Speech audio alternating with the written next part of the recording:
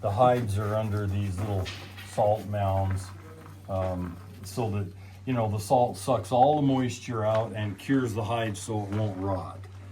And if you don't want rotten meat, rotten hide, you cure it with salt.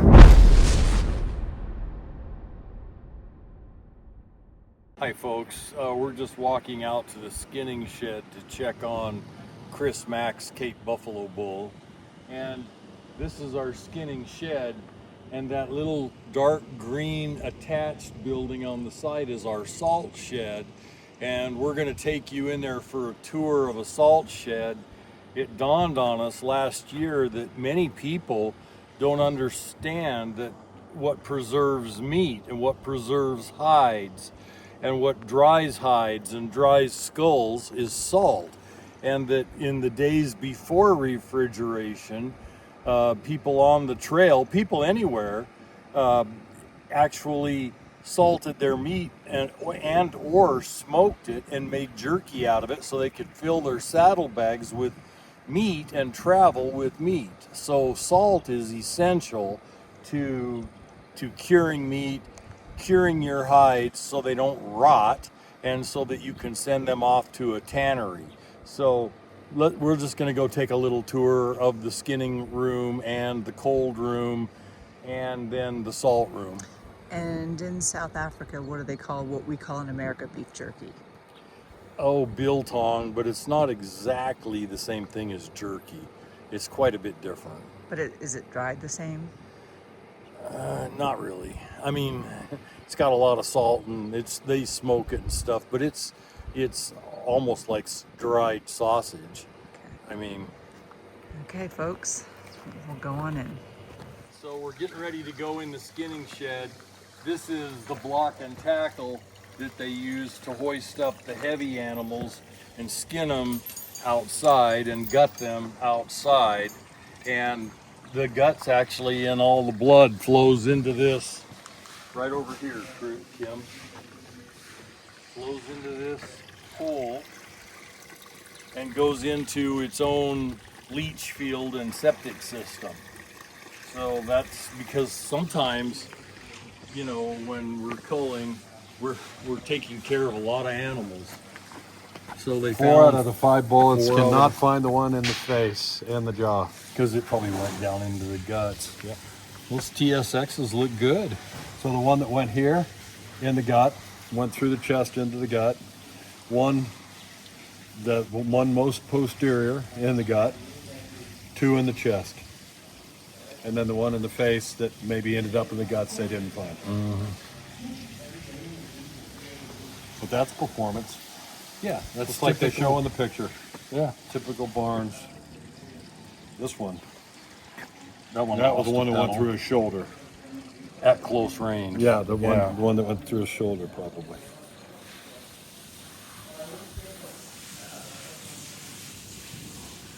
God. And what are those again, Chris? Those are 400 grain Barnes. Yes, 416 caliber, 400 grain Barnes TSX. That was there. Those are loaded into Buffalo Bore factory ammo. And all of them between 100 yards down to 35 yards for the last shot. Yeah. Or the last shot could have been a lot less than 35 even. No, that was 35. It wasn't that close. So here's your horns over here. Yeah. You can go over and film the horns. This is the stomach lining. Our guys are native that like, this is a good dish for them. They clean it and boil it and cook it somehow, and they like the stomach lining, so they take a lot of the stomach lining. This is the stomach lining. A lot of our workers, it's a native dish. They will clean and boil the stomach lining, and then they have a way to prepare it and cook it. It's, to them, really good food, a delicacy. They've invited me to come over and eat it several times. I haven't. I don't know if I'm brave enough. They seem awful healthy. Let's look in the cold room with this buffalo carcass.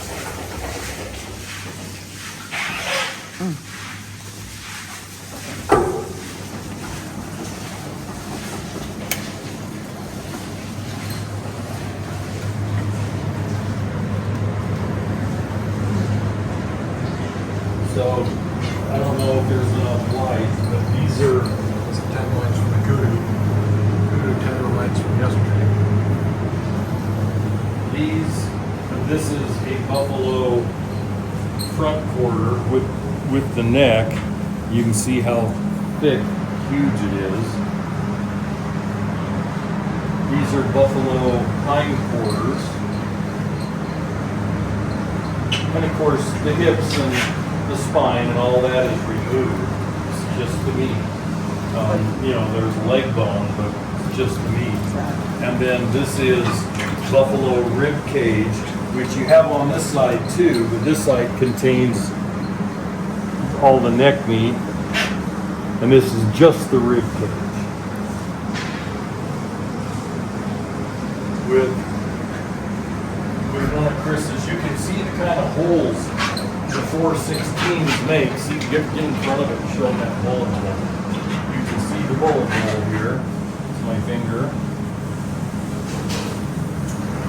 Is that one bullet hole or two? That may be two. And the other one's here. You can see it on the inside, Ken. Yeah. Where is it? And here's the one that hit the front shoulder right there and came Hold on. through. Hold on. Show me again. This is both one. This is also right here. It's over here, Ken. Unless that's shrapnel. And that lost a pedal. Good. This feels like an entrance. If you look at it from the front. So this not necessarily for video purposes, but Yeah. almost like, did somebody shrapnel or what? We've got bullet hole, bullet hole, bullet hole. And then what are these over here? One of these is a zebra, and one's a kudu. And I see this would be the kudu's back half, the kudu's front half, zebra hind quarters, and I don't know where the zebra front quarter is. It may have been so shot up they disposed of it. Yeah, I'll take one. So you think that's zebra hind quarter? I think it's kudu.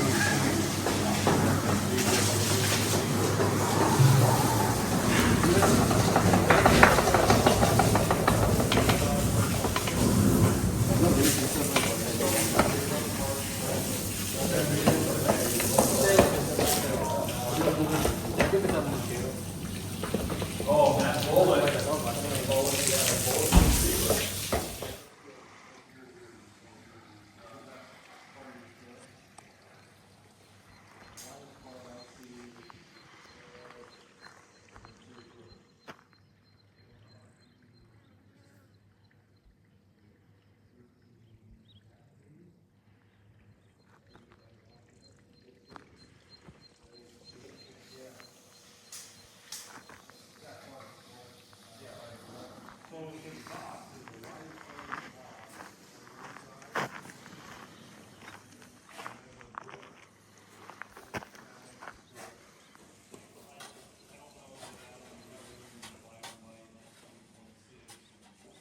So we've been in the skinning room, now we're going to show you the salt room.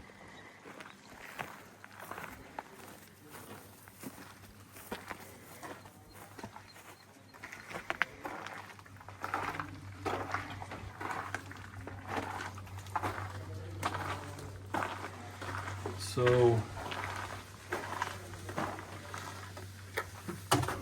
what we have here, come over here and face this. This is my Cape buffalo that I shot a few days ago, which was a 48-inch bull. And this is Chris Mack's East Cape kudu that he shot yesterday. We haven't measured him yet, but for an East Cape kudu, he's large. He was old too. And then, I don't even know where the hides are, but they'll salt the hides too before they send them off to be tanned.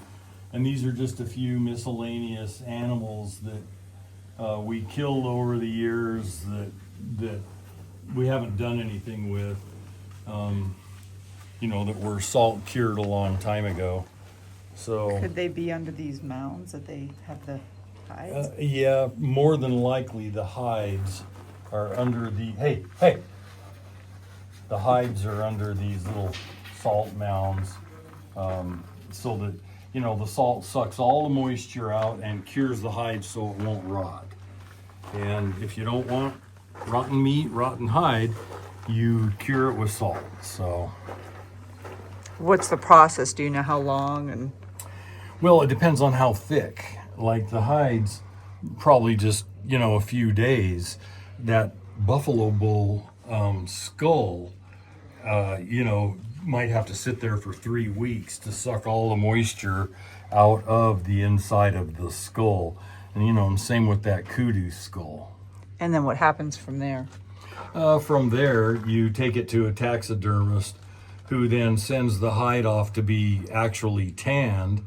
When they get the hide back, then they finish the cleaning on the skull, and then they will start the actual taxidermy process, which in Africa takes way too long. So here comes a hide. Show them the hide, just the hide. You don't need to show their faces. Here's a buffalo cape. And this is Chris's bull, which was skinned for a shoulder mount. So they're gonna bury it in the salt.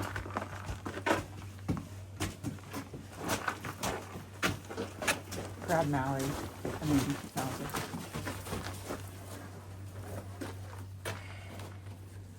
I'll get the process.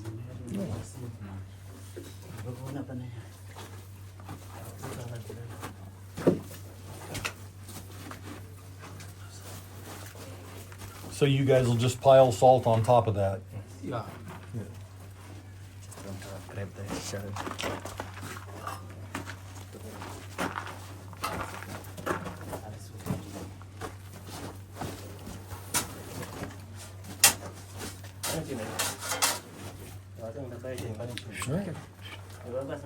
Hey, Midge.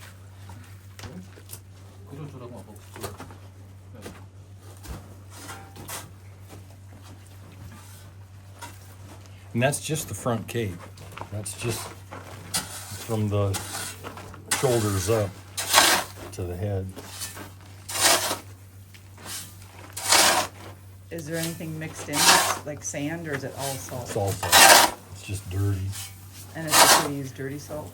Well, no, it's just commercial grade salt. It gets dirty out here, being on the floor. It'll get used several times before it loses its potency. So. That's what I'm wondering. So it's okay to be dirty. I mean, it doesn't have to be sterile salt or whatever. No. Just salt, and if it's dirty, it's fine. You just have to. This is a dirty job in a dirty place. It's just commercial grade salt that's been used over and over and will get disposed of as soon as it loses its potency. And then here comes the horns. Get the front. You really get the front. Chris Mack's horns.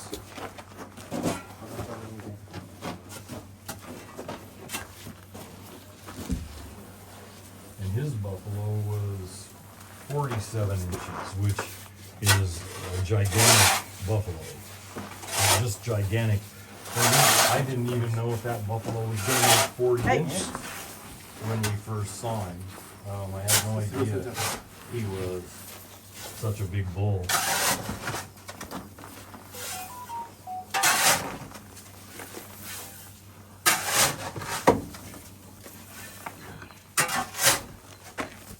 Well, I got a big bunch of rain out there in this rain, so I took a picture of it, and that's it.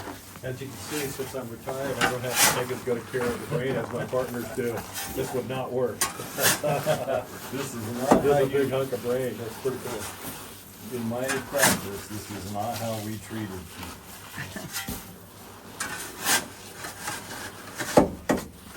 This was perfect timing. Yeah, you actually gotta see it, huh? Because I've never seen this.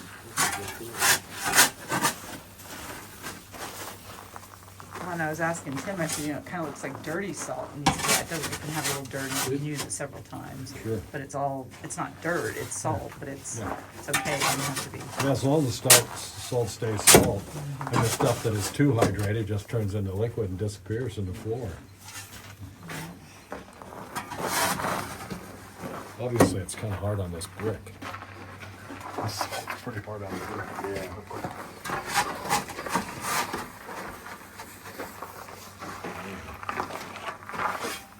Come on, Mindy. Come on, Mounder. Come on, Mindy Mounder. Good girls. Good girls.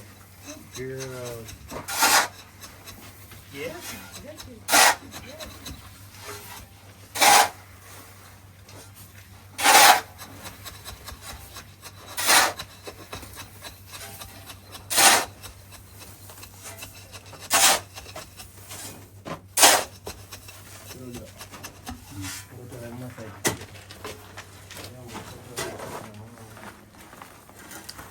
Yeah, you don't even know it's there.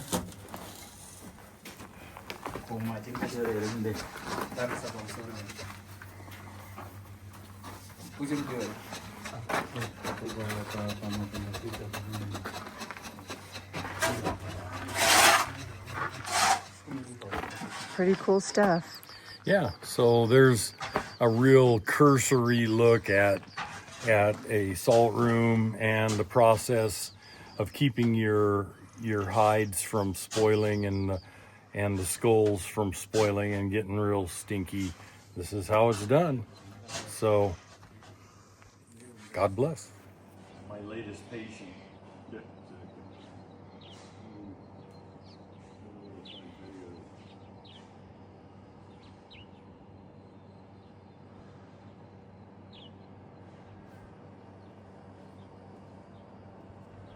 So what's the weight capacity on this, babe? Oh. Well, 3 tons easy. yeah, I mean, we don't shoot anything here other than giraffe that weighs over 2 tons. Most Cape buffalo are 1 ton or under. The occasional rare Cape buffalo might weigh 2,500 pounds. So this is for a short. So can you explain what this is again? This is a block and tackle. You back the pickup up to here, and then they just hook one of the legs onto this block and tackle and raise the animal and start the skinning process. If they're gonna hook it to both legs, they use this instead of this, and start the skinning, or at least the gutting process out here. If it's too hot, it's in the hot sun, then they'll move it in there and finish. And this drain here, this flow here, Mauser, get out of there, flows down. I'll wait till you're yeah, there you go. Flows down into a septic system and a leach field just for all the blood and the guts.